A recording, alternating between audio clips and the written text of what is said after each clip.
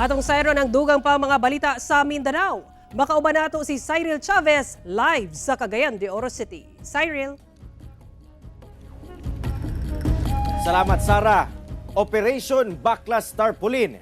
Gilusan sa mga personahe sa Cagayan de Oro City Environment and Natural Resources Office kung Clenro. Kinihuman na matikdan ang pagtaas sa ihap sa mga poster o tarpaulin sa mga aspirant nga gipang butang sa mga punuan sa kahoy sa kadalanan. Ano ang report?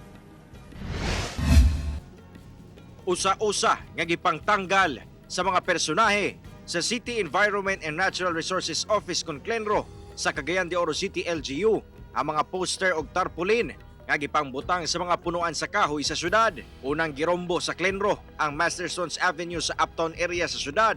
Diin anaa sa gatusan ka mga poster og tarpaulin ang nakumpiska. Sagad sa mga nakuhang poster, ipanag-iyahan sa mga political aspirant, ingon man mga establishments. Bawal ang kining pilit o ini materials diya sa punuan sa kahoy.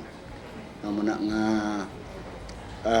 na siya 2015 nga ordinance, City Ordinance number 12984 nga nagdili no sa pamutang o mga commercial item not only politician.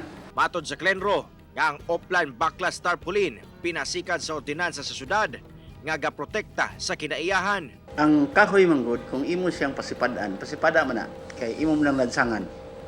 So ang bakterya mosulod sa kahoy. So mugabok rin ang kahoy. So mamatay ang kahoy. Kung subayon gyud ang ordinansa matod sa Clenro nga adunay penalty ang musupak apan ginahimo na lang una sa ahensya ang paghatag og warning sa tag-iya sa mga nakumpiskang posters. Hangyo mi sa ilang undangon na to. No?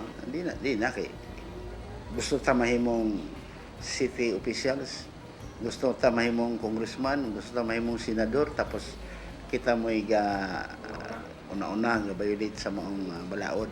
Magpadayon pa ang mga operasyon nga ginahimo sa Clenro sa nagkadayang lugar sa syudad.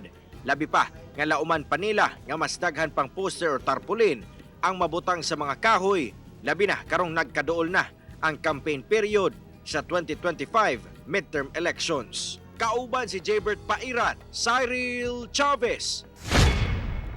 1. Mindanao.